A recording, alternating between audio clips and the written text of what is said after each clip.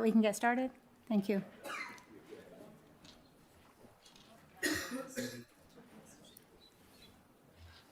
So we do have quorum, so I'd like to call this meeting to order, and I'll ask the clerk to conduct a roll call, please. Thank you, Acting Chair. Councillor Bateman. Present. Councillor Campion. Councillor Crater. Here. Thank you. Councillor Easton. Present. Present. Councillor Foster. Present. Councillor Grant. Present. Councillor Greenwood. Present. Councillor Height. Councillor Encina. I am here, thank you. Councillor Yip. Councillor Jordan. Present. Councillor Junkin. Here. Councillor Kaiser. Present. Councillor Morocco. Present. Councillor Olson. Councillor Redicott. Here. Councillor Rigby. Here. Councillor Seaborn. Present. Councillor Secord. Present. Councillor Cisco. Present. Councillor Sorrento. Councillor Steele. Councillor Ugolini. Present. Councillor Whalen. Present. Councillor Witteveen. Present, thank you. Councillor Zalepa.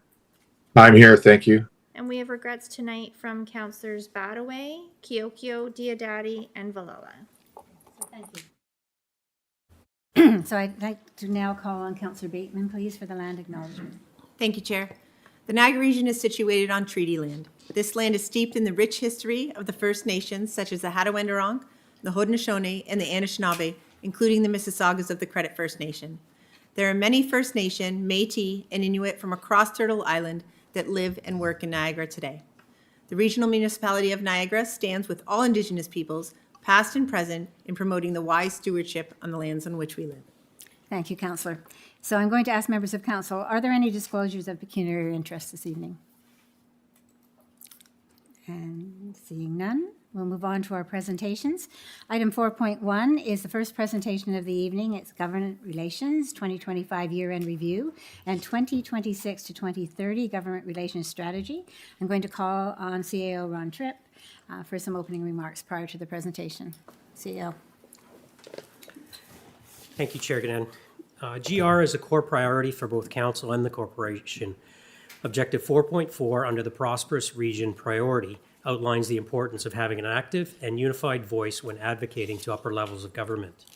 As an organization, we continue to advocate for core priority projects that will have significant long-term socioeconomic benefit to the community, and a lot of work was undertaken in 2025, supporting moving these forward in a significant way.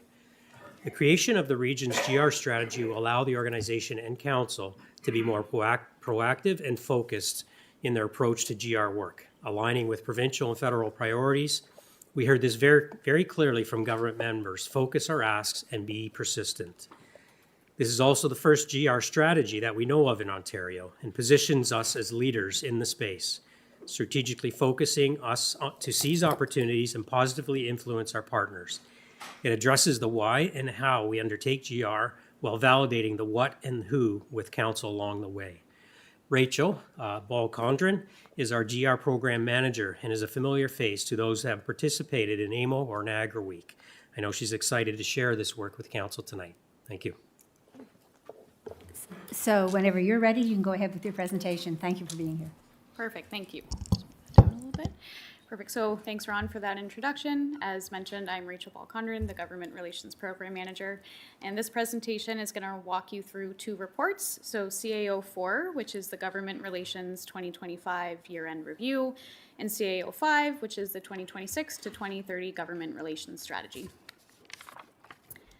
So first off, why is government relations important? I think we all know that Niagara is one of many municipalities across Ontario and of course the country that requires partnership from upper levels of government to deliver sustainable services that are financially responsible. With that being said, there's only so many opportunities throughout the year to meet with provincial and federal counterparts. So it really is important that we're taking advantage and being proactive of the opportunities available to advance our agenda. So there are a couple components that feed into effective government relations. There's education, which can look like making sure our residents know what our priorities are, ensuring our local MPs and MPPs are aware of our priorities as well. Information sharing with council, so making sure you're all aware of funding opportunities that might be coming down the pipeline, increasing our partnerships with local community organizations to advance areas of mutual interest, and of course, advocating with a clear and consistent message so that the provincial and federal governments aren't just aware of our priorities, but understand why partnership is needed for them to be successful. So I just want to acknowledge that GR happens in many ways across the region. So all of our departments typically engage in sector-specific associations, as well as our senior people leaders are often in communication with their provincial counterparts for program delivery. So these are all very important and contribute to effective GR, but this report really just focus on the 11 corporate GR initiatives that were undertaken in 2025. So just a quick reminder of what those look like. So these were brought forward to Council last March through Report CAO2. We're excited to share that all of them were met, and they really did help advance some advocacy work around our core advocacy projects. So the South Niagara Wastewater Treatment Solutions Project, the Consolidated Housing Master Plan, our Highly Supportive Housing Initiative, and 2A All Day Go. So while all of the activities are detailed in the report, we'll walk you through some examples. So in terms of the annual opportunities, these are things that are available to all municipalities across Ontario, but of course it is important that we engage. They really allow for us to first introduce our priorities to the provincial and federal government to start the conversation and say, hey, this is what we're focused on for the year. And it also supports us in following up as we continue to advance those conversations. There is also a number of Niagara-specific initiatives that were undertaken last year. So one that we're all aware of is Niagara Week. So that took place at the end of October last year, and it facilitated 9 in-person meetings with senior members of cabinet. It also allowed members of our CLT team to meet with senior officials across 3 different ministries. And that event was quite successful in resulting in immediate next steps for some core projects, including the 2-way all-day go and highly supportive housing. So to give you an example, coming out of Niagara Week, we worked in partnership with Community Services and the team responsible for the supportive housing strategy to put together a return on investment placemat that was shared with the ADMs of Municipal Affairs and Housing at their request. And it also supported follow-up with a number of different ministers. And that has allowed for continued conversation this year. Another Niagara-specific initiative was ongoing advocacy for the South Niagara Wastewater Treatment Solutions Project. So of course, as one of the largest capital investments for the region's history, it's a long-term advocacy goal. The efforts of last year really built upon what we did in 2024, in 2023, and included a lot of in-person meetings with senior provincial and federal leaders. We also continued to build strong relationships with the Canada Infrastructure Bank to understand funding and financing options. And in partnership with the City of Niagara Falls, we did retain a lobbyist, Strategy Corps, to help us with provincial and federal advocacy. And that work continues into this year. The last Niagara-specific initiative I'll call out is in April of last year, we launched the External Grant Resource Center. So this was an effort to kind of centralize how we engage in external application-based grants. It allowed for best practice and resource sharing across all the different departments.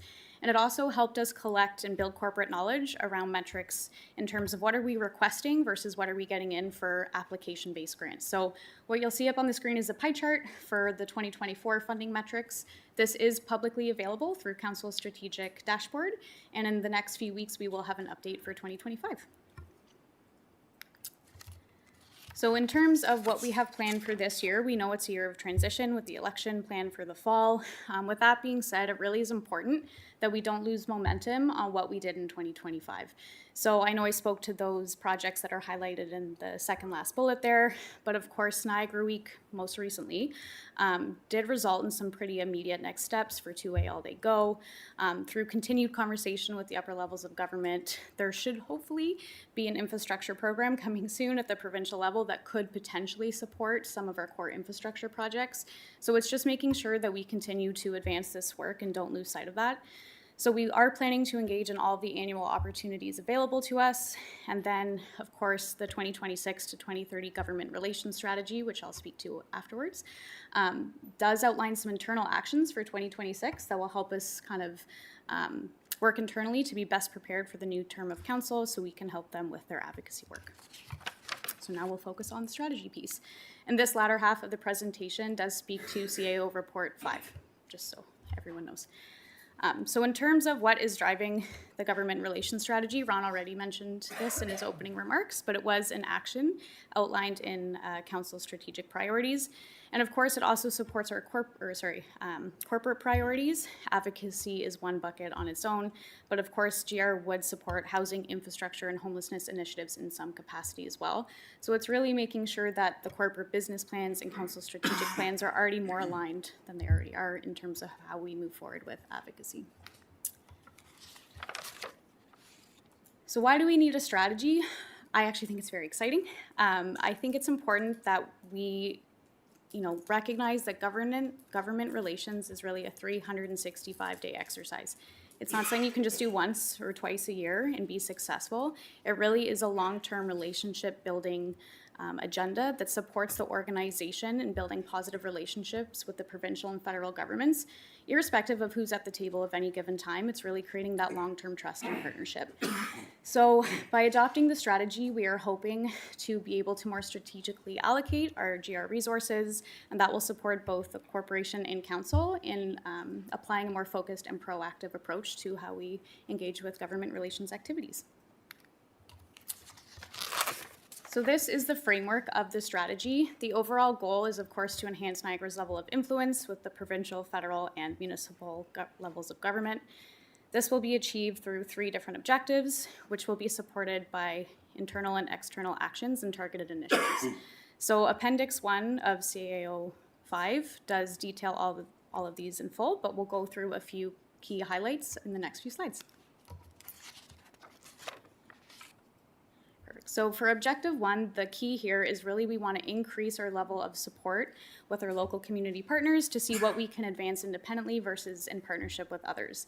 So one of the new targeted initiatives that we're really excited about speaks to the first bullet under internal actions, and that is in 2026, we want to work with all the departments to identify their short, medium, and long-term priorities that require intergovernmental support for success. And I think that's really key because if you ask for everything, as Ron mentioned before, you probably won't have a lot of success. But if you do understand what's coming down the pipeline in 3, 5, 7 years, you can be proactive in saying, okay, well, what needs a dedicated Niagara-specific campaign versus what priorities could potentially be advanced through partnerships with local community organizations or associations. And it just allows us to plan out better when we're going to bring things forward. Objective 2, so educate and communicate, is really again focused on increasing resident awareness, local MP and MPP awareness of our priorities. As we know, there's one taxpayer, so residents have a lot of sway with upper levels of government. So one of the targeted initiatives is to engage in a robust corporate digital engagement on advocacy priorities. And again, this is just so that they understand what we require in order to continue delivering sustainable services for them.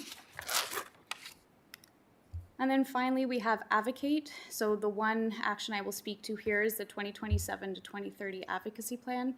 What we are intending to do is work with the team that will be working with the new term of council to develop their strategic plan to, at the onset, get council direction on what their core priorities are. And what we'll be able to do is then look back to that internal list of department projects that we know require support from upper levels of government to figure out, okay, what do we plug in where to advance council strategic priorities? And that will also enable us to create briefing packages that will help council deliver that message as they continue their good work. So as Ron mentioned, this is the first GR strategy for the region, and we're really, really excited. And I am happy to answer any questions that you may have. Thank you. Well, thank you very much for your presentation, and I'm going to now ask if there are any members of council that do have questions regarding the presentation. I guess Councillor Ensenada. Thank you, Chair. Just a question, as you've gone through, how is there anything that you have in your documentation that measures your success? How do you track that? Perfect. So thank you for the question, and through the chair, I would say that's one of the key components of the strategy, and you'll see kind of a tracker in the actual full document in Appendix 1. So part of the strategy is tracking what we do, the metrics that we use over, a year period of time to see what was successful and what wasn't. So, in terms of tactics, did we attend specific conferences? Who did we engage with? What did we leverage in order to try and push our agenda forward? And then we can actually see what worked and what didn't and kind of adjust over time. So absolutely, KPIs and metrics will 100% feed into the strategy and all the actions. So through you, Chair, you have specific goals that you want to hit, as in funding and things like that you want to get. Are those going to be measurable? Thank you. So through the chair, obviously we want to make sure all of our objectives are SMART, right? And we can measure them over time. So again, once council gives direction for what their core priorities are, we will be able to better understand what corporate projects align with those so that we can measure progress over time. Thank you. So yes. Thank you, Chair. Thank you then. I see no further speakers. Oh, Councillor Bate? Okay, just ahead of you, sorry. Okay. Hi, thank you very much. I haven't been here for a while, for a few years, but I know that before I left, it was quite an active, the proposal of the new water treatment plant on Rexinja Road. And I just wondered, I noticed by in the report that several letters have gone up to the ministries to find out if the funding is going to be available. It's a lot of money for this plant, and I just wondered, have we had any kind of a positive response? I know letters have gone up to the ministries, and to whomever would like to answer that, if you could answer that, or Ron. Yeah, I'll pass it over to Ron. Okay, so you're going to tackle that? Mr. CAO, thank you. Thank you, Chair. In term, have we landed the funding yet? No. We've had a lot of very good meetings, specifically to date with the province, very positive indications, almost entirely of which indicate that if the federal government is a partner in this, the province will be a partner in this. So we've actually are moving forward with a strategy in collaboration with the City of Niagara Falls on federal advocacy specifically for that project. It's any of the activities that Rachel described in the presentation that has been sort of a fundamental key focus of our advocacy. And I'm feeling optimistic that with the recent announcements with the infrastructure funding, we haven't identified a perfect fit yet, but we're working towards that. Okay. The key word there was optimistic, and that's what I'd like to hear. Thanks very much. So my apologies, Councillor Bateman. Thank you for waiting. It's your turn now. Not a problem, Chair. Sorry, I was daydreaming a little bit. I can continue with that point. It was my second point, but first of all, thank you very much. I don't know if this is going to be the last time I'm in front of you, so thank you very much for the work, and it's been a pleasure learning from you. The infrastructure is something that I wanted to talk about, and what percentage of our infrastructure are we, as in the municipalities, responsible for funding or responsible for? Do you have that? I do have my notes. Obviously I'm trying to get to the percentage that I have. Or I could tell you and then you could correct me if I'm wrong. Do you mind, Chair? I know, certainly. Please do. It's not really a straightforward answer because depending on the service area, as an example, long-term care homes are largely funded by the province. But I'd say, but for those and but for specific funding programs for infrastructure through either federal or province, we're generally responsible for all of it, unless it's a specific mandate that is funded through as a service provider. Okay, sorry, my mic wasn't on. Thank you. So I have 60%, and it was in something, I don't have it cited here, but I will next time I bring it up. But and do you know what percentage of funding we receive to support the infrastructure, like just to keep it going, that we receive from upper levels of government? I guess back through you. Through you, Madam Chair, I can't actually quote a number that is like a sustained number because it's program specific. I mean, we could possibly report back historically over time what it has been, but it's not an annual percentage that I could quote because it's all program specific. Okay, fair enough. Thank you. specific to Bill 60, and I know I asked you this last time we were talking at a meeting, and the threat, I will say, of privatization of our water. Can you talk a little bit about that? Because, I mean, you had said that is not a possibility. It's not part of Bill 60. And I continue to be concerned, and the more I read about it, and it's written, I guess, in the Business Corporations Act, and it's part of that framework that allows for privatization. And we're in a position, through you, Chair, that is, we have a lot of work to do in that area to ensure that the infrastructure is good and maintained and brought up to where it needs to be. So I'm hoping that you can speak to that. Okay, once again, Thank you, through you, Chair, and consistent with what I stated last time with the question. The legislation doesn't speak or enable privatization specifically. It talks specifically about municipal service corporation, which by definition is municipally governed and run. I mean, there's all kinds of permutations in terms of how you could design the operations of a utility. But at the end of the day, what's currently in the legislation is still a municipally governed service area. Okay, so there is no threat to losing elected officials governing that and it being a board of unelected people? Through Chair, I can't speak for the province, but by definition, that's not what it is. Okay, all right, fair enough. No other questions. Thank you very much. okay, so thank you, Councillor Bateman. Next is Councillor Witteveen. Yeah, thank you, through you, Madam Chair, and thank you, Rachel, for your presentation this evening on kind of I'll say a new and improved initiative as we lobby our different levels of government. So as we move forward with this new objective, which I'm just thinking of events that are coming here are before us, which is probably AMO, and I've signed up to go, and I want to participate in the work that's been done in the past and just keep moving that forward. So to me, that's one of the big events, I guess, where we can continue to build that relationship, and wondering if there's anything between now and then, and how we may prepare or work in that partnership and support with the either province or federal government in explaining and sharing our new strategy, and I guess getting them to work with us on this. So just looking for those where those opportunities could be for us. Perfect. So thank you for the question, and through the chair.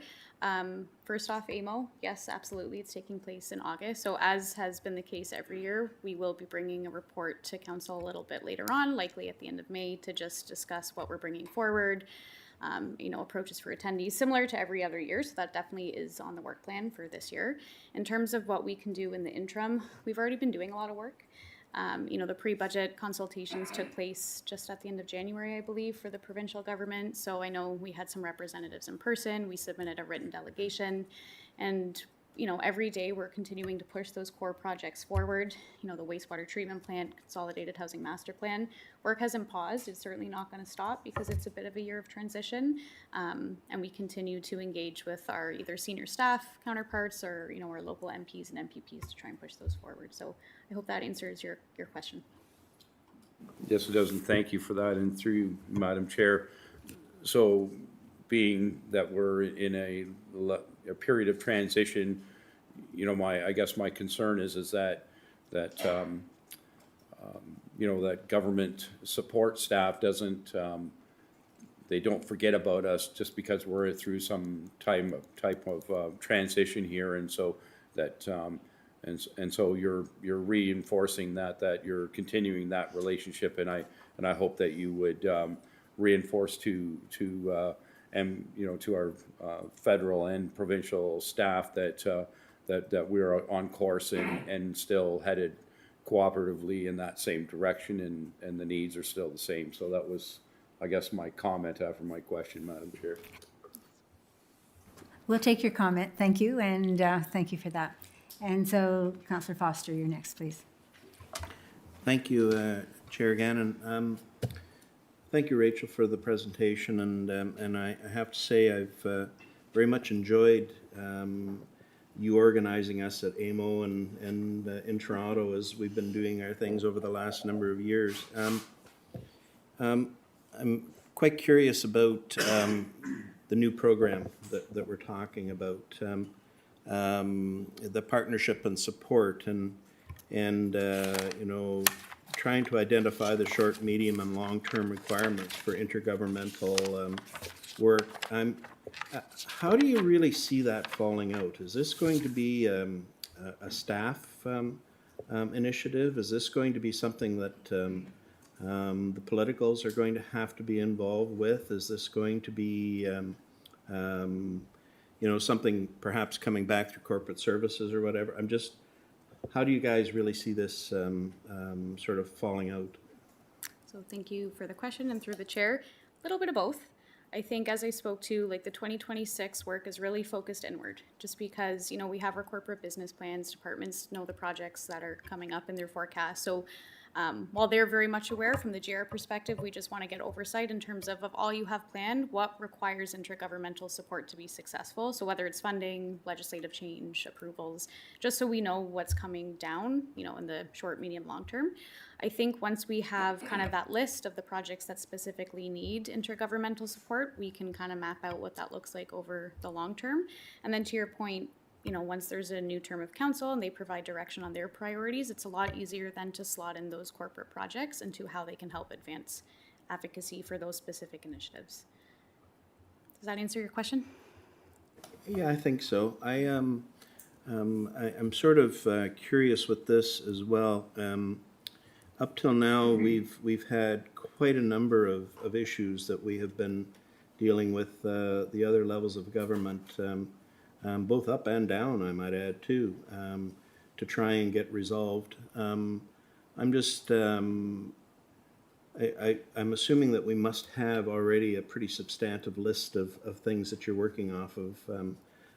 So I will be curious as to how we actually set up and make this work going into the future. I think it's the right thing to do. I think it's worth documenting incredibly well so that everybody totally understands the overall needs. But it will be interesting how the whole thing shapes up anyway. I'm just rambling on now. Thank you. Rambling is fine. Thank you for that. Councillor Height, you're next. Yes, thank you for your presentation. Regarding the comment about delegations and how important it is to get the federal money for Niagara Falls water, wastewater expenses, what is planned for FCM, which is only 7 or 8 weeks away? Are we planning a delegation, some lobbying in Edmonton at FCM? Thank you for the question, and through the chair. So we have really good relationships with FCM staff, and just to highlight, you know, one example. So in 2024, they released their growth framework that they use to advocate with the federal government, and this project was highlighted in that because of our relationship. So they're aware of it. I think in terms of the FCM advocacy days, there's not always the most opportunity for one-on-one dedicated conversation with ministers during that time. But that's not to say that we aren't going to look for opportunities throughout the year to have those one-on-one meetings dedicated to this Niagara project. So it's might not be during the FCM conference, but definitely it's something that we will be exploring throughout the year without question. Okay, the follow-up question would be to our CAO. Do we have many people going to FCM to look for the opportunity to chat with some ministers and other people in Edmonton this year? Okay, so Mr. CAO, please. Thank you. Through you, Chair. We currently don't have any councillors registered for FCM. But I would reiterate, or I guess confirm what Rachel's indicated. They don't set it up so that you can, like AMO, where you can have meetings with ministers. It's just not set up that way. It's by chance if you get, usually, or at least historically, if FCM takes place in Ottawa, you can make that happen because most of the political folks are there. It's just not the same as AMO. And to answer your question, currently we don't have any councillors registered. The follow-up would be then, to reach out to the mayors, because I assume we'll have a few mayors that are going to FCM, and maybe they can act on our behalf. Thank you. Okay, I don't see anyone else on the list, but we do have some people who just came in. I'm not sure if there's anybody that wants to add their name to the list.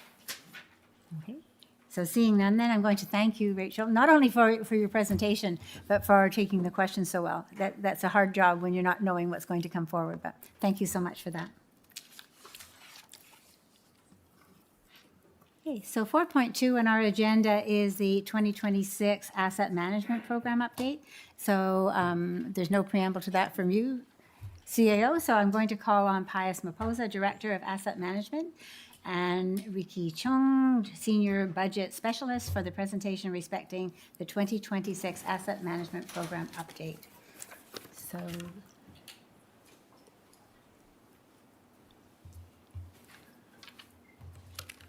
So go ahead whenever you're ready. Thank you. Good evening. I am pleased to present the 2026 Asset Management Program.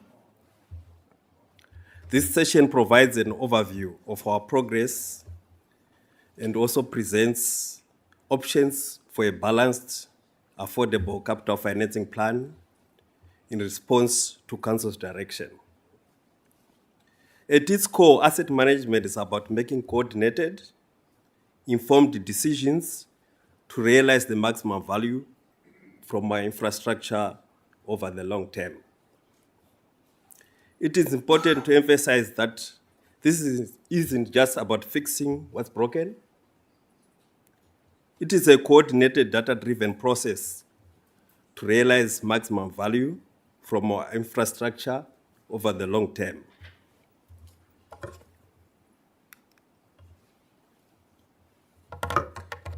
Today's presentation has two key objectives: to provide Council with required annual asset management program update in compliance with Ontario Regulation 588/17, and also to present alternative capital financing strategies in response to Council's motion regarding a balanced approach to funding. At the end of this presentation, I will be asking the report to be received for information. I have Rich Chung, Senior Budget Analyst, who will also help with the presentation. The following two slides will talk about the Asset Management Program update.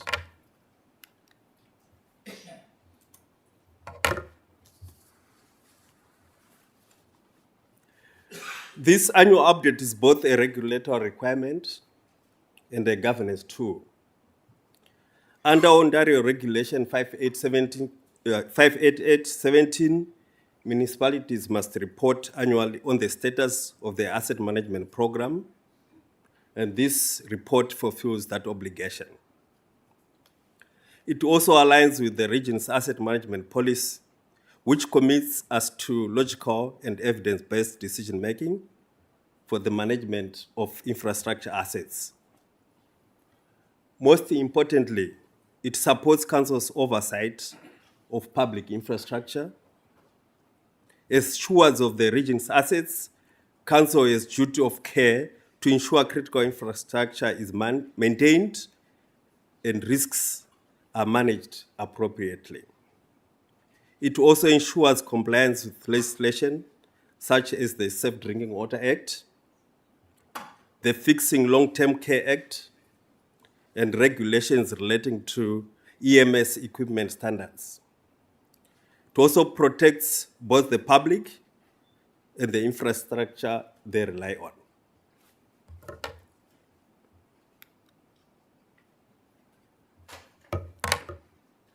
This is a recap of what we presented back in June last year when we brought the Corporate Asset Management Plan to Council. Our infrastructure, based on last year's figures, is about 12.1 billion. And of that, we've got a backlog of 2.8 billion investment. That represents renewal, rehabilitation work that has not yet been completed. Almost 28% or 30% of our assets are in poor or very poor condition. And approximately 870 million of these are risk assets. They also pose risk to the service that they provide to our residents. These figures highlight the scale of region's infrastructure responsibilities and the importance of careful prioritization and long-term financial planning. In June 2025, Council approved a clear strategy to address the region's infrastructure backlog via the approval of the 2025 Corporate Asset Management Plan. To be successful, the execution of this strategy requires adequate and consistent funding that keeps pace with those approved long-term goals. As we move through today's update, it is vital to recognize that if funding does not align with the established strategy, we'll see reduction in level of service and increase in risk.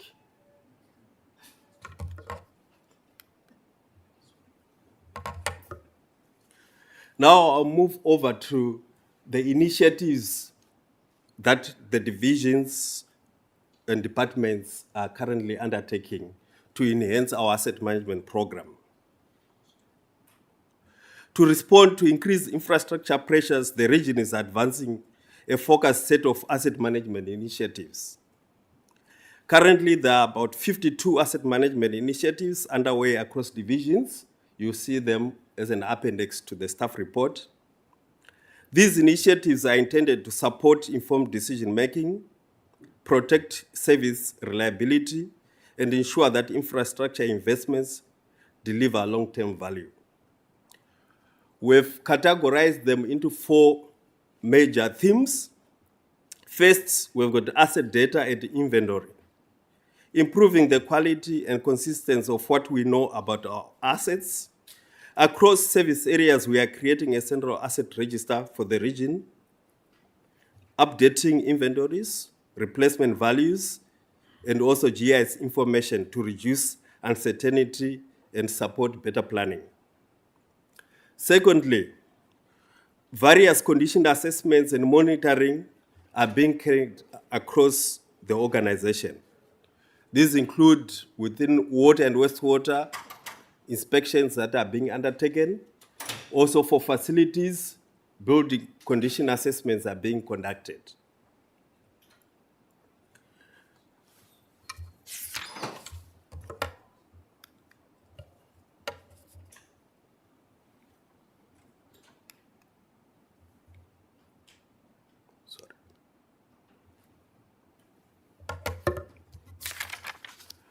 The third involves the asset management strategy and processes.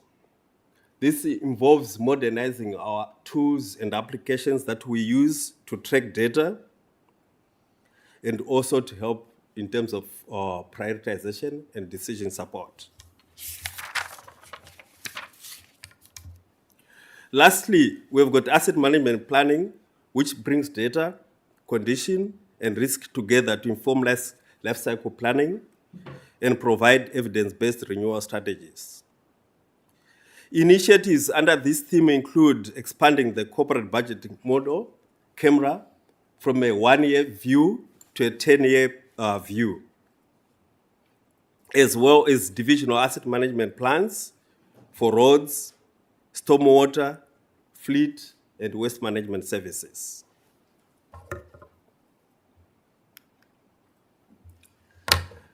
The next slides focus on Council's requests from December 4th of 2025. This covers response to Council's motion regarding a balanced approach to funding and the implications of deferring renewals.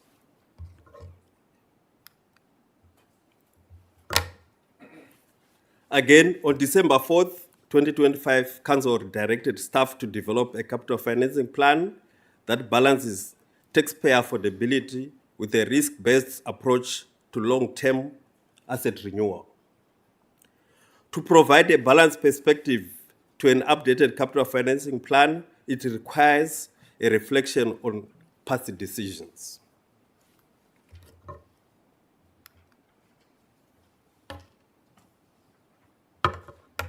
The following charts compares the budget recommended and the final recommendations. As you can see, water, wastewater have been underfunded in the past 5 years. This approach has had implications of deferring infrastructure renewal and increased maintenance costs.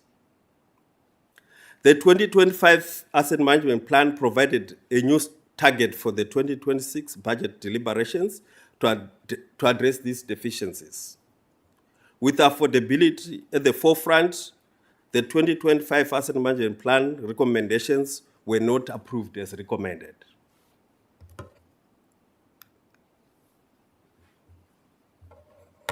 As highlighted to Council last fall, water wastewater faces 3 key strategic pressures. First, several major treatment plants are approaching replacement. The approach to tackle this is to build reserves for large projects and to restructure the capital program to align with realistic funding levels while balancing growth and affordability. Secondly, the funding gap remains a challenge. As Council will recall from last year's budget discussions, water wastewater has got 1.3 billion backlog, and that will continue to grow. If funding does not reach the asset management plan recommendations, risk will also continue to grow. Addressing this requires steady incremental capital contributions and continued advocacy for external funding, as you heard from our previous speaker. Thirdly, asset condition continues to decline. In response, we are implementing the maintenance management strategy and strengthening risk management to extend asset life and improve reliability. It took years to get in the financial challenge we find ourselves. But a steady commitment to capital contribution is what is going to take to get ourselves out of it. Turning over to the levy side, the slide shows the approval for the entire general tax levy. This slide reflects the decisions made to accommodate affordability. For context, the regional department levy was the focus of Council's motion. This request was focused on the regional department levy increase proposed of 3.18% as part of the 2026 budget process. This 3.18 is the amount that was not approved. It is seen between the green and orange bar on the far right. Without this portion, assets such as bridges, EMS, long-term care continue to face an infrastructure deficit without a solution to close the gap. Past decisions come into play as we provide alternative strategies. These strategies need to be prudent and recognize the current state of the infrastructure. I'll call upon Richie to talk about the next slide. Thanks, Pius. So as part of the 2026 budget process, a total levy increase of 3.79% was recommended, of which 3.18% is dedicated to the regional departmental levy. This recommendation was not approved, but it was formulated as part of the 2025 Corporate Asset Management Plan, which provided the region a 10-year sustainable funding target to hit in order to maintain our assets. As part of this Corporate Asset Management Plan, in order for us to continue on with this plan and hit that same sustainable funding target, as a result of the 2026 underinvestment, we will need to revise the 3.18% up to 3.38%. In addition, to address Councilor's motion, to address the backlog over a longer duration of time, we've provided the 15 and 20-year scenario here. It's important to note that while they address taxpayer affordability, they do require additional project deferral, which in turn leads to risk to both the services and to the assets themselves.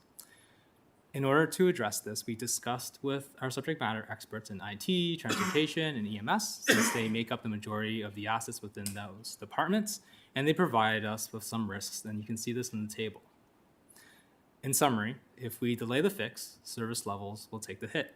I'll now provide it back to Director Maposa. Thanks, Sergeant.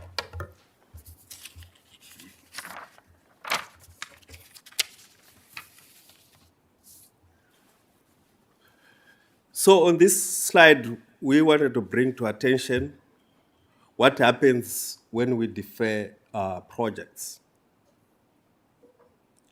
So when we do not have adequate funding to meet the needs of assets as therefore due, their replacement or rehabilitation must be deferred.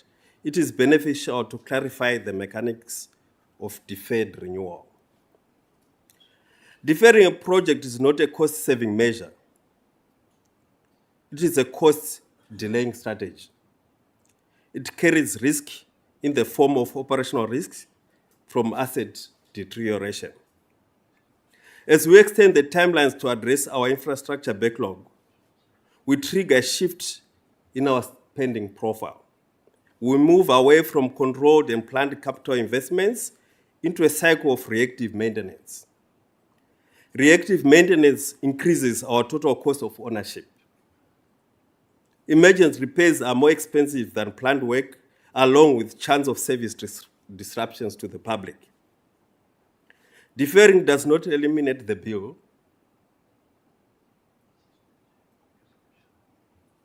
It simply shifts the cost to a future budget year while increasing the total amount due. As asset conditions deteriorate, the maintenance cost required to keep that asset safe, it also escalates. The region do not benefit from this escalated cost as it provides no long-term value. It is simply the price of managing a deteriorating state.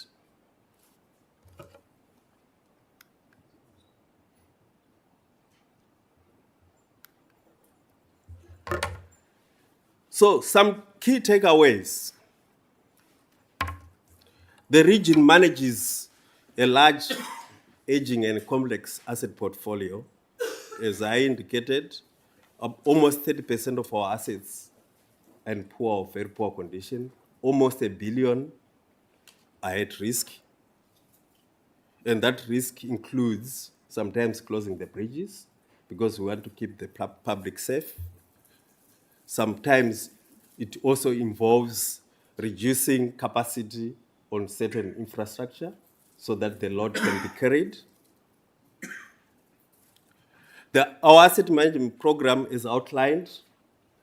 Staff is doing its utmost best to improve data quality, to improve the tools that we use to manage those assets. So extending our asset management program or the lifespan of our infrastructure further when we already have a backlog, when most of the infrastructure is in poor and very poor condition, is strongly not advised. You saw the costs which are outlined. The cost actually escalates over the years. This report is being provided for information, but we believe that it forms a foundation for the discussion for the 2027 capital budget. With that, I'm able to take questions.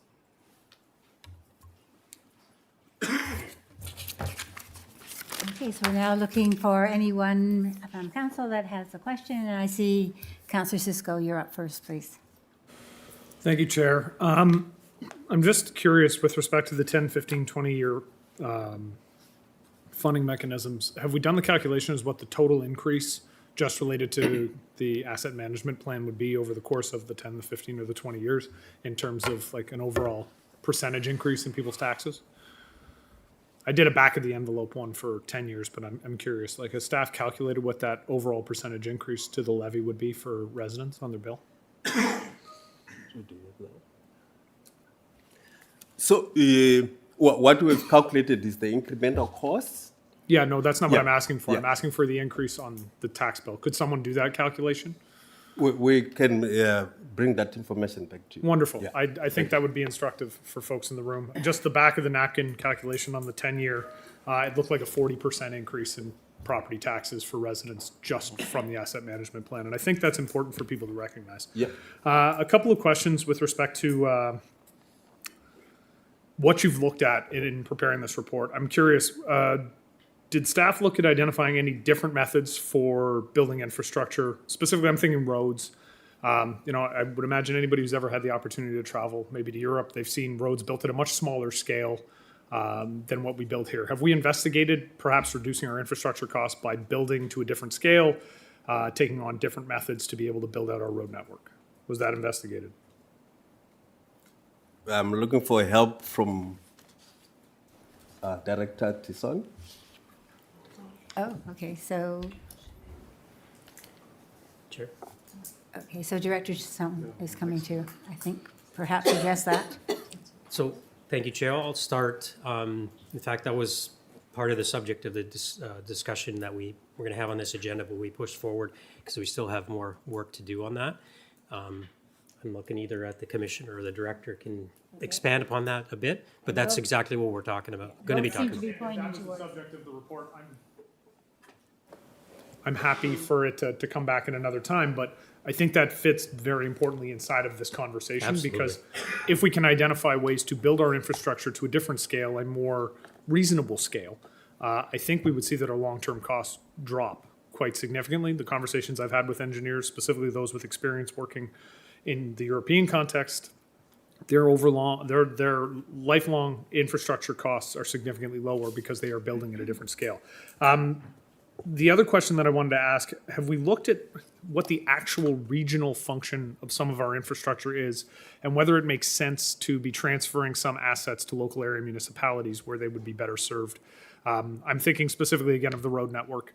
We've identified in St. Catharines at least one road. Have we gone through that exercise of re-examining what roads should actually be regional and what serve a more local area municipal focus? So we can go to the, I will, thank you. Through the chair, if you recall, we did the Transportation Master Plan to 2051 workshop on March the 12th and identified that through that Transportation Master Plan process, we are looking at road rationalization. To your point, looking at what roads fit the context of what a regional road is and what roads potentially don't fit within that criterion. Yes. So that will be done through the TMP process. Excellent. And I guess my point with those two questions is trying to come up with a strategy when we're looking at things which I think would potentially drastically change what our actual asset management requirements are might be a little bit early. The last question I have, you had stated during your presentation that it took years to get to this place with infrastructure, and I completely agree with you. I think we've had a long period of underfunding of our infrastructure. Is it the position of staff that the only way to deal with this is quickly?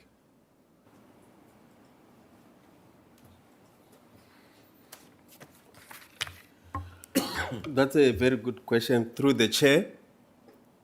What we are proposing, I'll give you an example.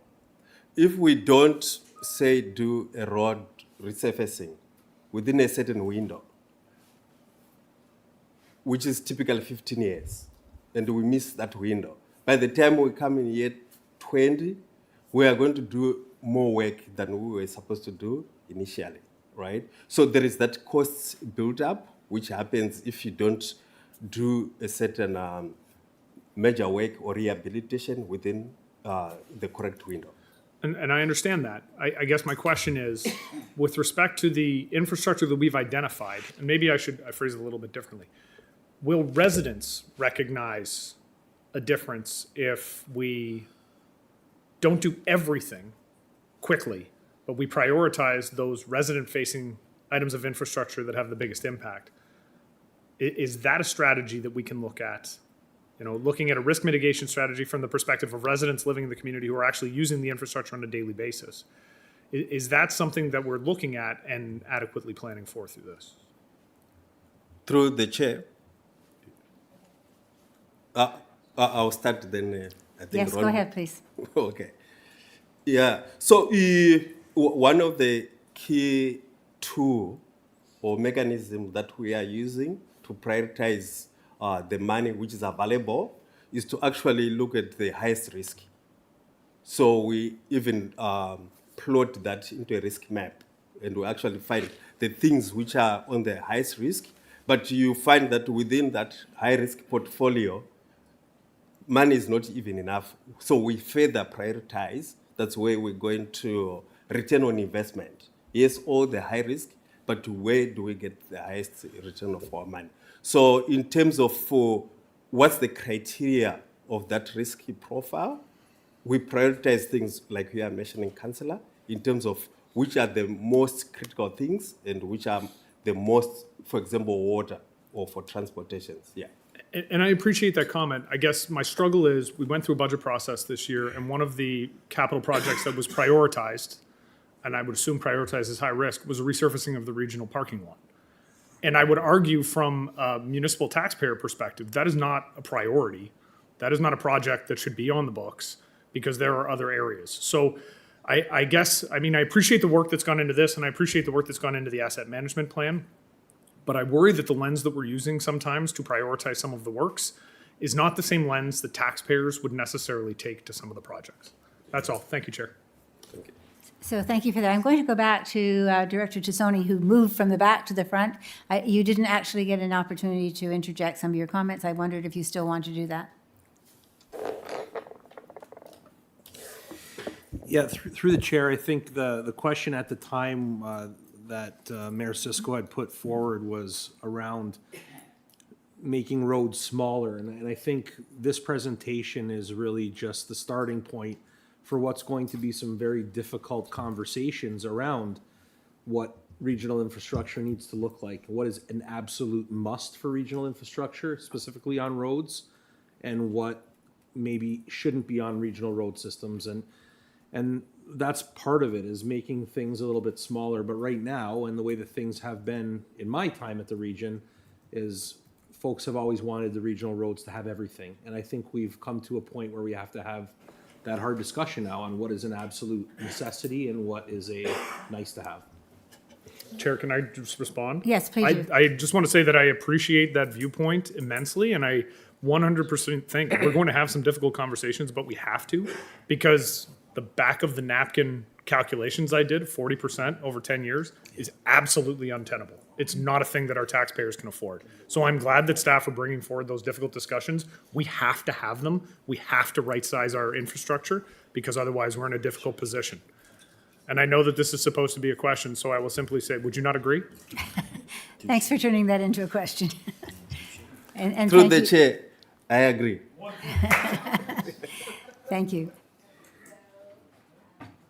Councillor Encina, you're next on the list, please. Thank you, Chair. And I think Councillor sitting beside me must have read some of my notes.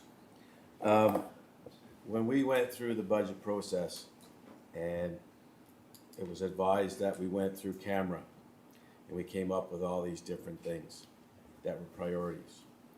I personally had a whole lot of problems with some of the ones that came out.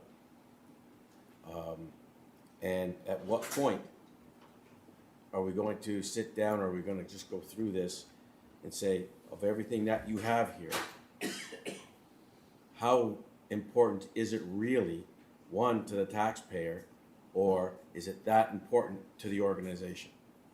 I think there's two different things. Are they both being taken into consideration, or is one being considered more than the other? So thank you for tagging on and making that a question. The CAO would like to address that first, Councillor. Thank you. Thank you, Chair, through you, and Pius, you can come forward if you think there's additional. We absolutely heard that as part of the discussion. We're going to have that, and we've taken that feedback in terms of every year we refine the methodology for evaluating projects, and we'll have that discussion again as we come forward this year. The parking lot has come up previously. It came up at the budget time as well.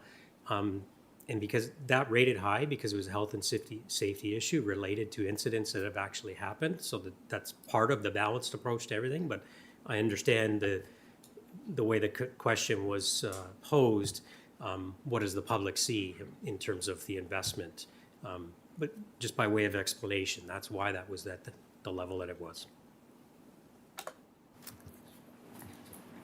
Anything further? Pius, did you want to add to that at all, to the councillor's question, or are you fine?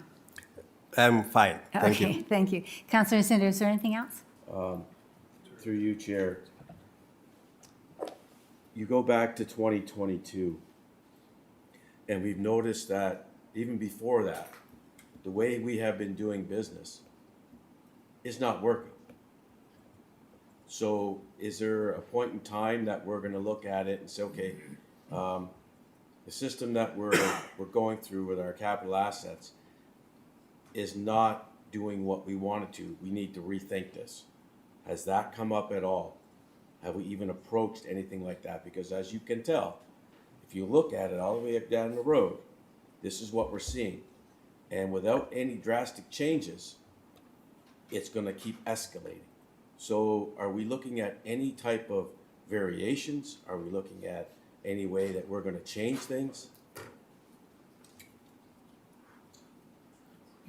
I'll ask Director Phil to comment on that, but before he does that, I wanted to point the fact one of the projects that we have been working on, including the feedback that Council gave us last year in terms of using camera, we are actually improving it from a 1-year view to a 10-year view. That helps in terms of, you can see if you defer a project this year, and if you are going to do it in year 5, as an example, you still need to manage the risk. You still need to mitigate that. What are you going to put in place to mitigate that? So that's an improvement, but I'll let Director Phil comment on what they've done with the 10-year program for water and wastewater.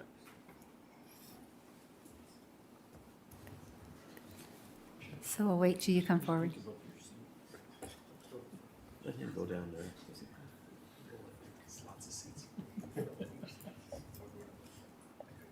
What do you say?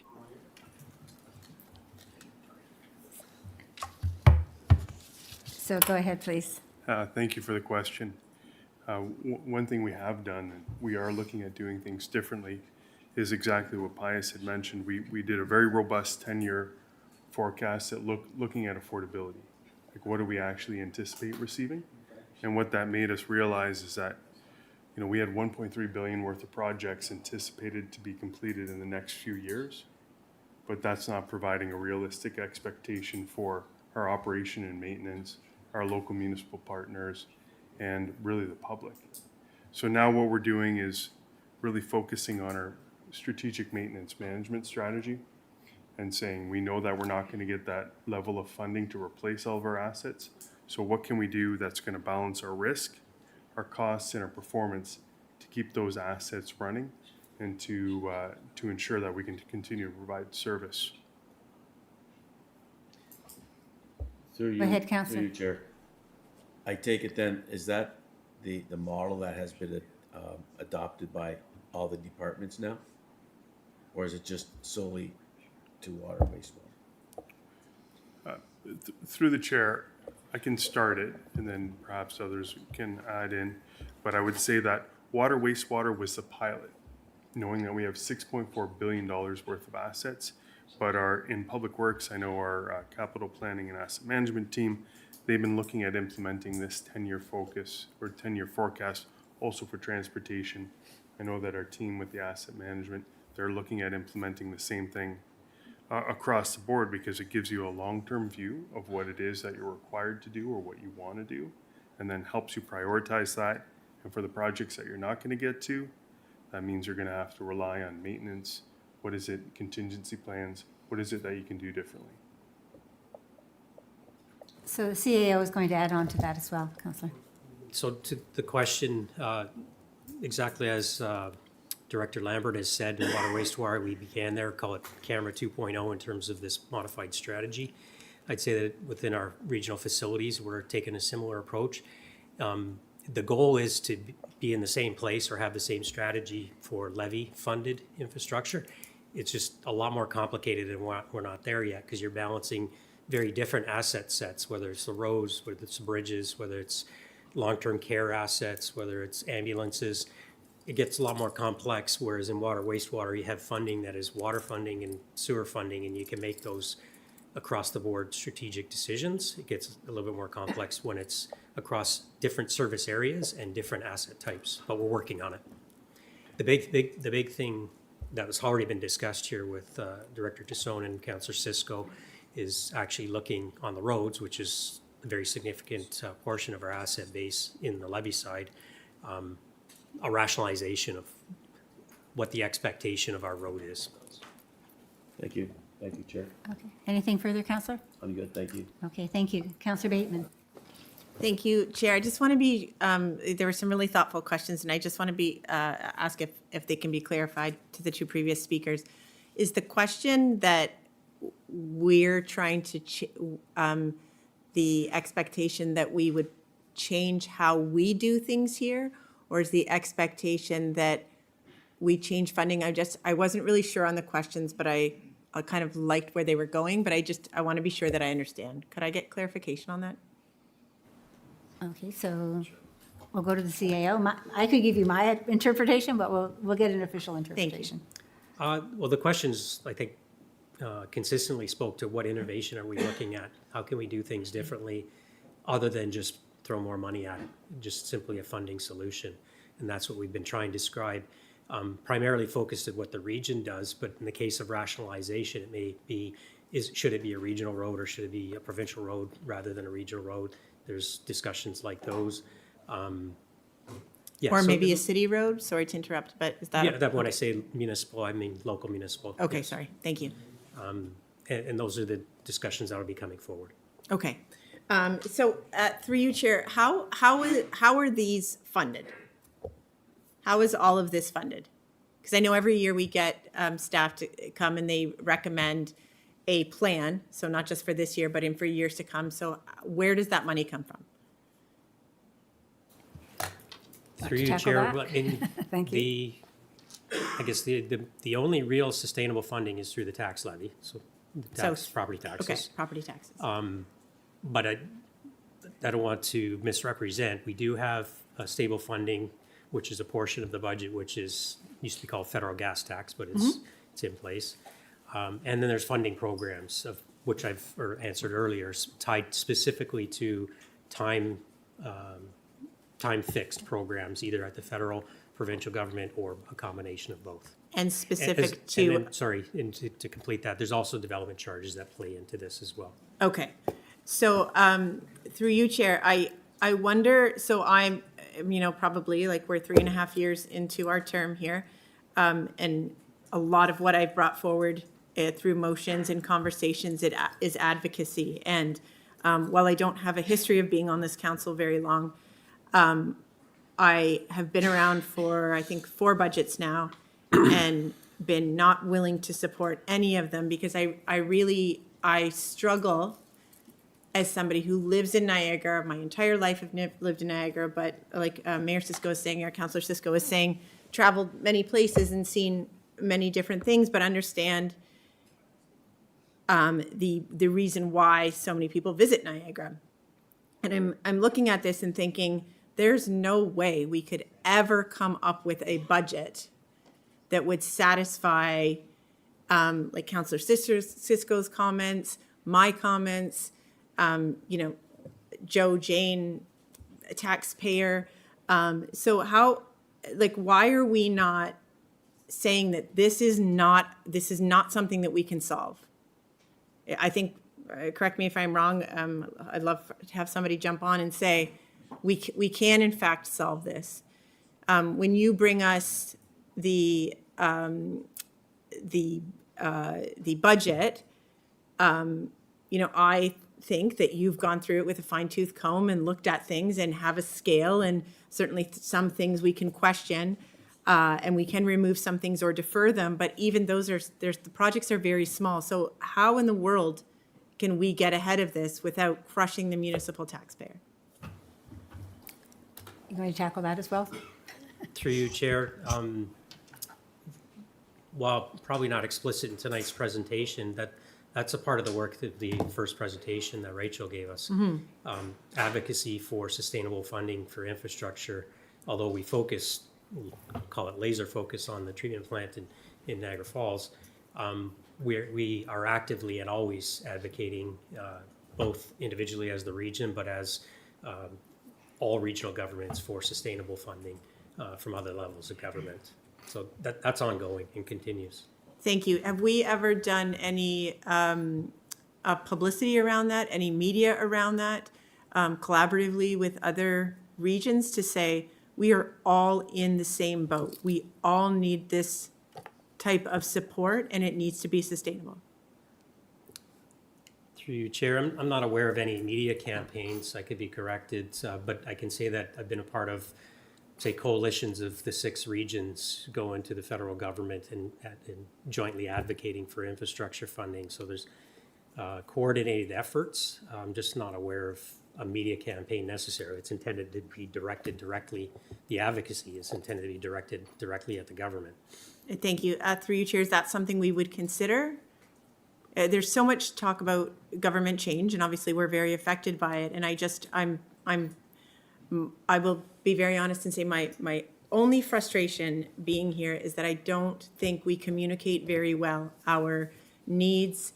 And I think we're very shy when we talk about what support we need from other levels. We try to figure it out, and it's not really something that I think that we can do.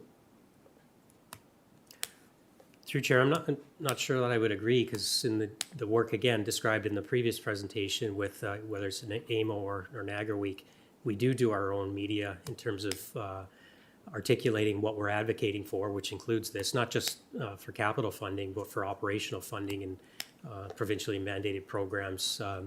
It has been a part of the program. Okay, thank you.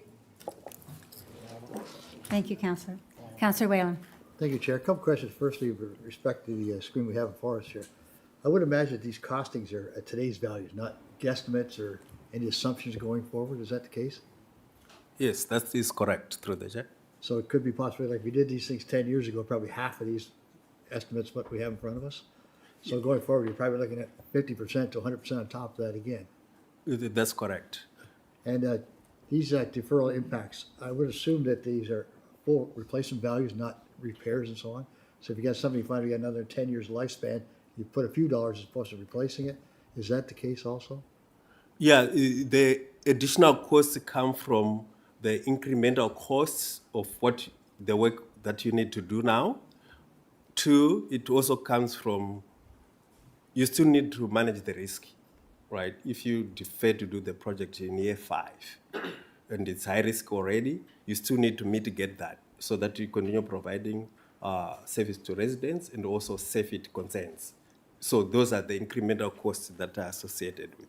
So this is extreme, the worst situation as opposed to possibly, hopefully better. That's correct. I just one more question with respect to the risk values on slide number 5. How do we compare to different municipalities in Ontario? Do we know where we stand? Like, are we better or worse? Or that one there, yes. This one. Through the Chair, so we did take a look at our comparable municipalities and looking at how we fare against like Peel, Halton, and the other upper tiers, and we do fare a little bit worse than they are. So the bottom end of the scale, in other words. So in terms of scale, we looked at poor and very poor assets. So our poor and very poor assets are about 30%, whereas theirs are closer to around 10% of their assets. And just one thing further what Council Bateman said about downloading our problems. Why don't we upload it instead? Thank you. Thank you, Councillor. Okay, so Councillor Redekop, you're next, please. Thank you, Chair. We've heard a couple of times talk about regional road rationalization or regional road realignment. And I presume that that's in the context of financial burden on the region for managing those assets. So if they're shifted to the municipality, that removes some of the financial obligation. Is that it? Mr. CEO. Through you, Chair, that could be it. I understand that's not desirable, I would imagine, for any local municipality. It has happened in the past, but I think the discussion that Director Tassone offered in terms of resetting the expectation of what a regional road, I see a lot more opportunity there. Yeah, I think there may be a greater appetite for that than you might think, Okay. CEO.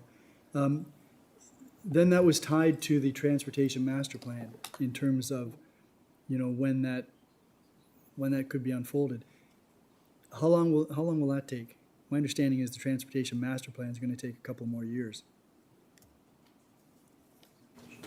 Okay, so to the commissioner, please. Yeah. Through the chair, the transportation master plan is going to be a year to complete. However, we will have some earlier indications later this year because we will actually be feeding data into the development charges background study. So a lot of the analysis work will be done in the next 6 to 7 months. I don't know, if I might, Chair, could you articulate the connection between the you're, development charges and the transportation master plan? okay, so back to you. The data that you are providing to the DC background study is correlated. Can you explain that further, please? Absolutely. Through you, Chair. The development charges background study is looking at what are the changes, what are the expansions we need to make on the regional road network to support growth to 2051. And we have a timeline that we need to meet in terms of having a new development charges bylaw in place.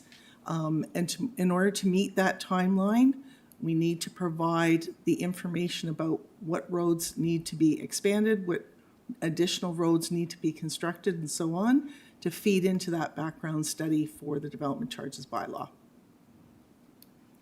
So if I might, Chair, wouldn't the issue of whether there should be transfers of regional roads to municipalities be part of a governance and services review?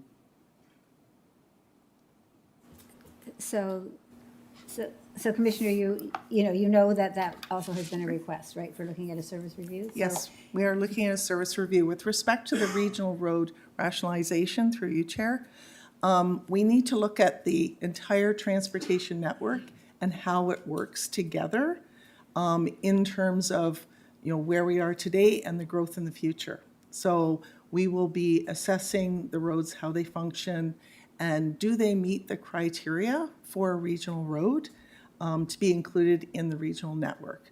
Do we have duplication of roads that provide the same function but are parallel? Do we have too many regional roads? Can we look at what roads actually serve a local function as opposed to regional function?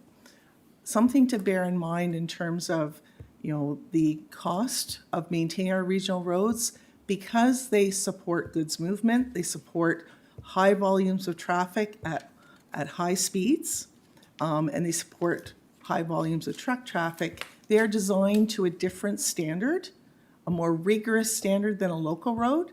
So from a construction perspective, they are more expensive to construct initially, but also more expensive to maintain over the long run. So looking from a expense from both operating maintenance and capital renewal, are we maintaining the right network in terms of the number of lane kilometers we have in the network? Do you want to chime in? Thank you, Chair, if I could, because I think, well, that was helpful. I can get to the root of the question. The work that is done as part of the rationalization is not redundant or wasted in any way, because it basically is the characterization of any particular road. As it stands right now, it's under the assumption that service jurisdiction isn't changing, which is, I think, the root of the question. That could change, subject to government or policy changes. But the work in terms of the characteristics or the function of any transportation corridor, that work is not wasted. Thanks, Chair. I know I'm not supposed to comment, but it seems to me that it's pretty easy to figure out which is a regional road, which should be a regional road. We're all familiar. We have roads in our communities that don't necessarily need to be highly engineered in comparison to some of the other roads. So I'm just a little discouraged at how this process might be moving forward. And I'll just say I'm discouraged. Thank you then for that. Nothing further? Thank you. Councillor Easton, please. Thank you very much, Madam Chair, and thank you to all the presenters. I'm also looking at this report in terms of whether it exists with or without, with or in the absence of clear council direction. So I'll explain that a little bit further because it is attached to further discussions about rationalization. It may or may not have anything to do with a service review. And I understand on the surface what your intention was to help us see this in a different package than possibly what we saw at budget time. So how should we connect the dots in terms of rationalization, which seems like a future plan, versus information that will come from a service review that may inform that and what you presented us with tonight, because we do need to give you clear direction. And I'm very clear about who does what. And without clear direction, it's going to be very difficult for you to implement or even put together recommendations based on this report, which I think has done a very good job of laying out the realities. Am I making sense to you, Mr. CAO? Through you, Chair. Yes, you are, and I'll start, and Pius, I appreciate if you want to come in later. So, yeah, I do believe I understand what you're asking. So what's before you tonight is actually a legislative requirement. It's the same for the local municipalities as well. And you have no choice but to base it on current state in terms of jurisdiction and current assets. So we're maintaining our legislative responsibility in that front. The actual financial funding strategy could change based on these other things that we're talking about, service area changes or rationalization. That's for future. This articulates where our asset management plan is, as I said, is a legislative requirement. But then in terms of the actual decision of what level of funding this council approves, that's part of the budget discussion. I hope that's helpful. And Pius, I'm not sure if you would add to that. That's correct, through the chair. Anything further, Councillor Easton? Thank you very much. All right, so we have Councillor Morocco online with her hand up.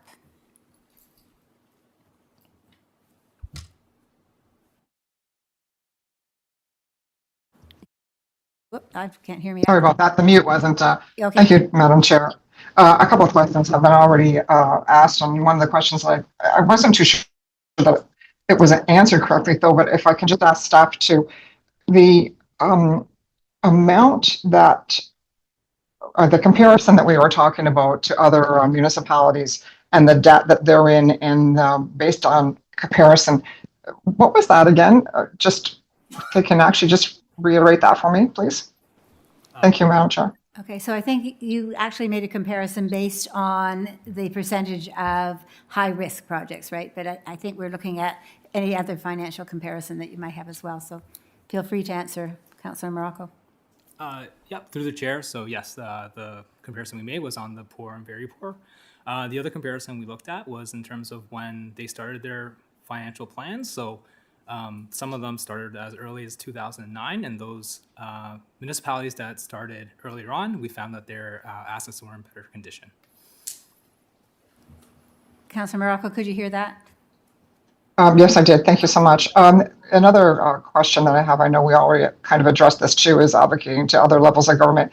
And as one of the other councillors indicated, and I think they basically said it would be almost a 40% tax increase to catch up on, was it 3.3 million in poor to very poor condition in our assets. I know water and wastewater is up there.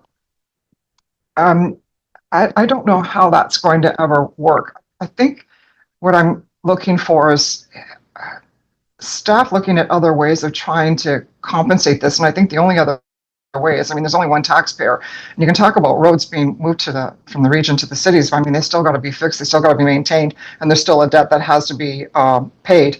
But um, the other levels of government, how are they helping any other municipalities with their debt?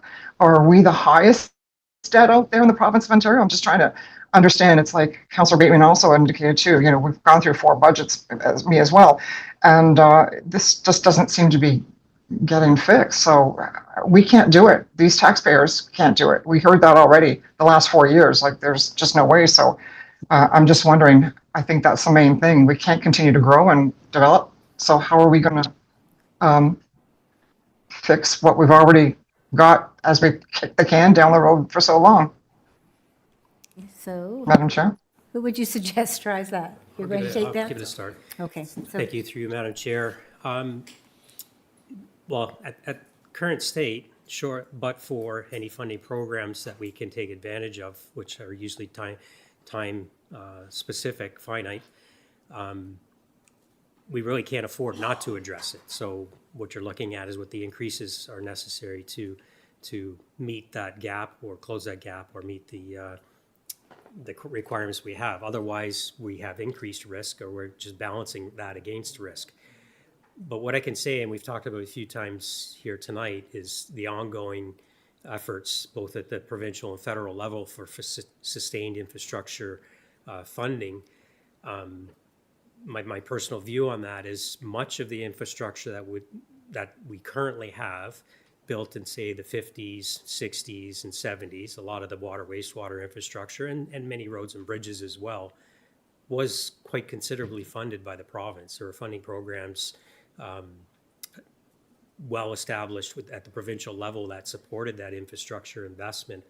And now there isn't the sustained funding. My personal view is there needs to be some form of that in a sustainable way. And that's what we're advocating for, not just us, but across all municipalities.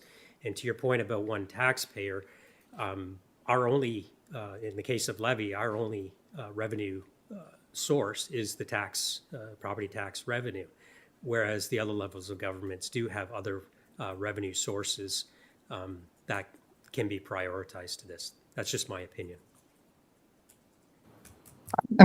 Madam Chair, thank you, Mr. Tripp, in regards to that. And then basically you've just addressed the fact that there again, the province has given us things in the past and we haven't seen those now. And that's why we're really suffering in the situation that we are, because we're losing the province. So there again, it just goes to affirm the fact that we definitely need to have the province come back to the table. I don't care who's sitting at that table in the next term. They're basically going to be sitting there with the same situation, dealing with the same issues. So we're really going to have the province step up and look at where we're at and come back and help us.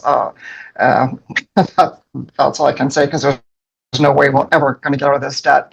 Thank you, Madam Chair. I'm sorry I rambled. Thank you. thank you, Councillor Baracco. Councillor Encinia, second time? Thank you, Chair.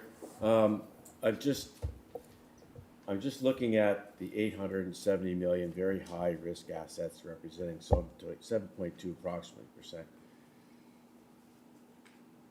Can the CAO or someone, a commissioner, please explain to those who are watching that things are not going to fall apart? Because looking at this, it looks like all hell's going to break loose. And we need to rectify that and say, listen, it's not. So thank you for that. I remember we went through that with the water, wastewater comments once before. So, Mr. CAO. Yes, thank you, Chair, through you, and to the question. Appreciate the clarity. So we've indicated on several occasions, because we're further ahead in this discussion with the water, wastewater assets, and there is certainly a significant need there. But at no point, or we don't anticipate at this point any condition that is unsafe, either to the environment or to drinking water. What is possible as we balance risk is service disruption, but not an unsafe situation. It'd be the loss of service. And in the case, as I said previously, we've got a number of assets in very different service areas. In the case of roads, or specifically bridges, since I've been here, we've had to close 3 bridges: St. Paul West, the one on Highway 20 at the Albert Bridge, and we still have a bridge that's closed in Waynfleet. That's what you're going to see. It's not putting public at risk, but you're going to see service disruption. Thank you. Thank you, Chair. So thank you for that clarification, and thank you for that question so that it could be clarified. I don't see anyone else on this. Oops, I just do. Councillor Sorrento just Thank popped you. up. Let me just move in. That's okay. Thank you. Through you, Chair, to anybody who can answer the question. I believe a few weeks ago, the province was going to make an announcement with regard to some funding. And just keeping with the topic about the ratepayer being the primary source of funding, do we know what was going to be announced? Believe that was canceled, but was there some monies that were going to be given to the region toward infrastructure? Okay, are you aware of that, Mr. CAO? I'm aware that there was an announcement to come and that it didn't come, but I don't know if we know anything further than that.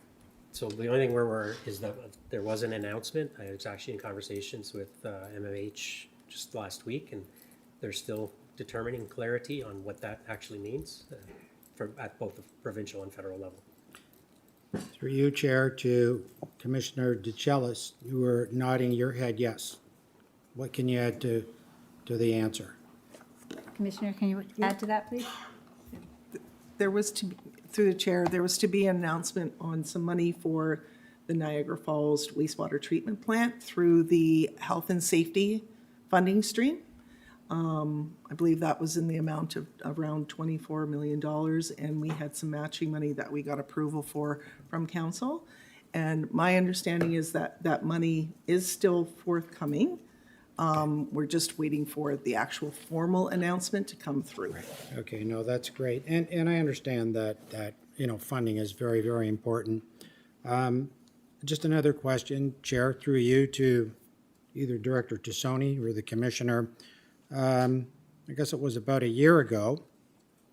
There was a little brouhaha about some of the local streets in St. Catharines, Lakeshore Road, the bridge, and some infrastructure repairs and a reconfiguration of Port Dalhousie.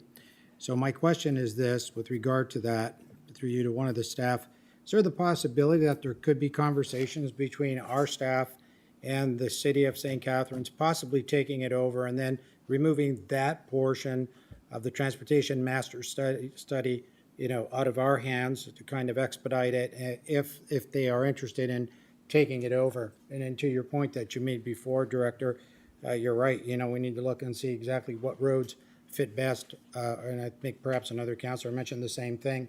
What is truly a regional road or what should be local. So can you just speak to that, please, and thank you. Okay, Director Tassoni, please. You're ready. Your head appeared to be nodding that you could take that on. Sure. Through the chair, we are in discussions right now with City of St. Catharines staff and working towards a jurisdictional transfer of Main Street and Port Dalhousie in advance of the Transportation Master Plan. That did come before council to get approval to move forward with those discussions in advance of the Transportation Master Plan. I am going to caution, though, and I'm going to be very honest, that when you look at jurisdictional transfers, it's not a wholesale savings generally, because I'm sure that Mayor Cisco's sitting over there so he can hear this. I'm sure that he's not going to want the road in the condition that it's in. So generally, God bless you for saying there's that. either a reconstruction or funds that go with a transfer. Now, where you do stand to benefit is that instead of building it to a regional standard, we would build it to a local municipal standard. And so there is savings there. And I want to be extremely clear because I know there's a lot of conversation about transferring roads from one to another, and it's not a wholesale savings, but there is savings to be had. And we just have to be cognizant of what that looks like. And the savings is in the building it to a lesser standard. Brilliant, thank you. And Madam Chair, just have one more question. How would that decision be determined if there were a transfer of jurisdiction, if you will? Would that be determined by regional staff and city staff, or would that have to come to regional council and then city council to actually procedurally see that interaction take place, or that exchange, if you will? Yeah, so two things for councillors that have been around long enough. In 2009, we did a transportation sustainability review, and what that did was it looked at the entire transportation network. It recommended a number of uploads and downloads some of which have taken place, some have not. The TMP is going to now relook at that, reestablish the regional road criteria, and it will have a new table of uploads and downloads between the region and the local municipalities. The question about how that actually happens, what normally happens is the region will have the local municipality go forward to the local municipal council to make them aware that the transfer is going to happen, and then we will come to regional council to close that off and actually remove the road from the regional road network, at which time, through the Municipal Act, it automatically gets downloaded to the local municipality. So to be clear, we do the council and council as a courtesy so that everybody knows what's happening, but in truth, as soon as the region removes it from their road system, it automatically gets downloaded to the local municipality. That's great. Thank you. Thank you, Chair. No further Okay, questions. so you're fine with that now, May I- Councillor? That's May I fine. yield the floor? Very good. And thank you for that answer. So I don't see anyone now on the list unless somebody's about to press their button again. So I will thank you both for your presentation. You've been standing there a while. Thank you for taking the questions as well as presenting to us this evening. Thank you.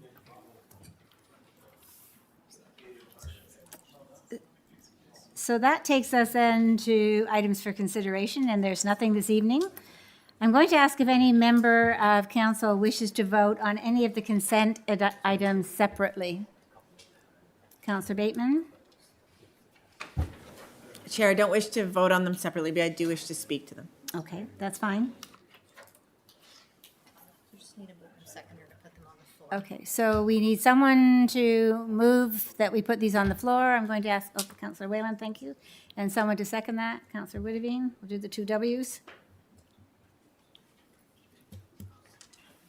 Okay, so the items to be received are CAO 4-2026, Government Relations 2025 Year-End Review, and the 2026 initiatives.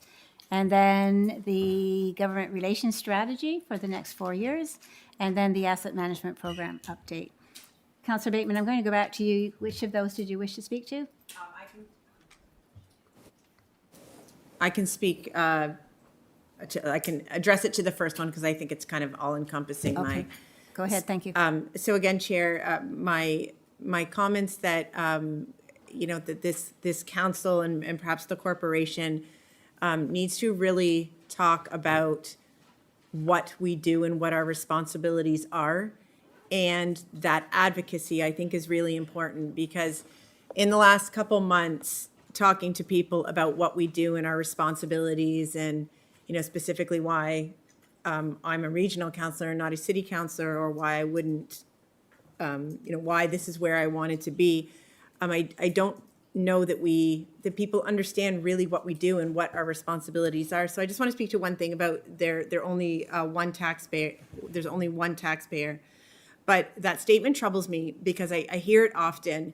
But there's one taxpayer who foots the bill for a lot of taxes, right? Every time we turn around, we're paying taxes, and I think that the integrity in this is that each level of government has a responsibility. And we manage a lot of the services that are the responsibility of the provincial government, also federal, but we manage those services. And there are huge funding gaps.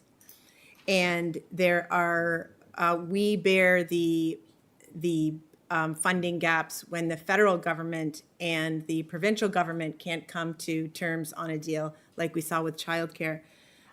So when they don't fulfill their responsibilities, they end up downloading those costs in those areas. So while there is only one taxpayer, we're locally elected, and we're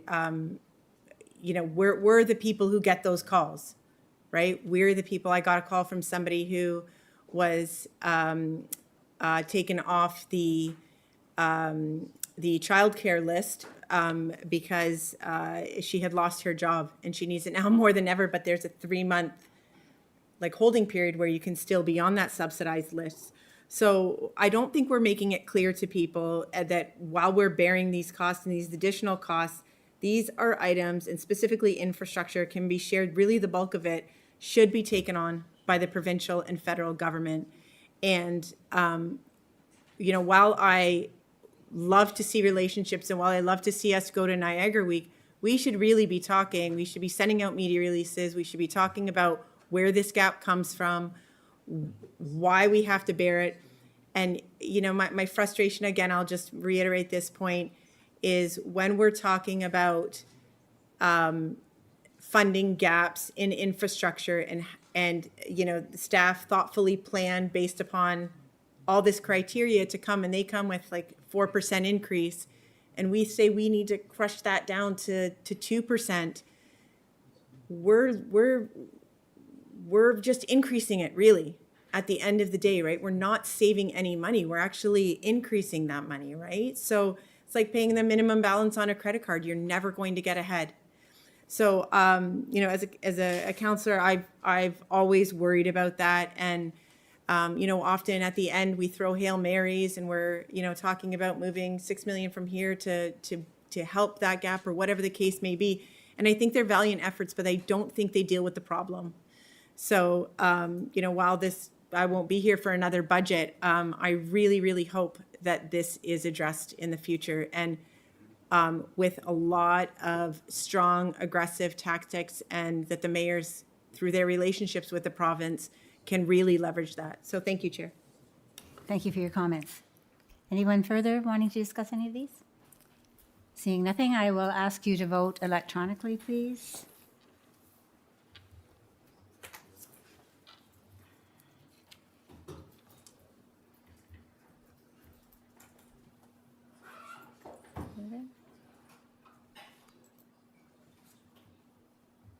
We're good? Okay, it's good. Okay, so that also passes. We're going to go to, I think we don't have anything lifted, so and is there any other items of new business? I'm not aware of anything. Does anybody have something they want to raise? Councillor Rigby. Other business. Number 7. 2 weeks ago, You're all fixed. 2 meetings ago, I asked the question about the building that we're building on Ontario Street for the seniors. And we're going to have at our next meeting, which was last week, some information about we needed to have it fairly quiet, whatever their concerns were. Did we get that meeting last week? Okay, that's a good question. I'm not sure who might have that answer. It was indicated that it would be done by the next meeting. Now, it may be not possible, but I'm asking if it was. Through Chair, this came up at the last council meeting because it was part of a committee agenda. There was a closed session report, and we committed to do a Friday correspondence update, and I can't. Oh, so it'll be this Friday, tomorrow.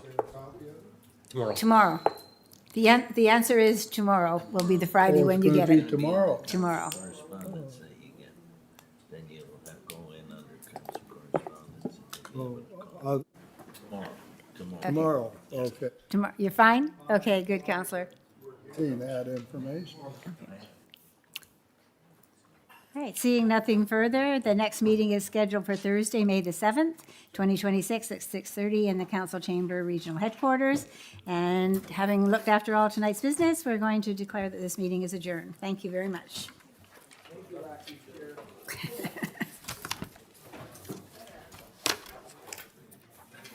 You were on the hot spot.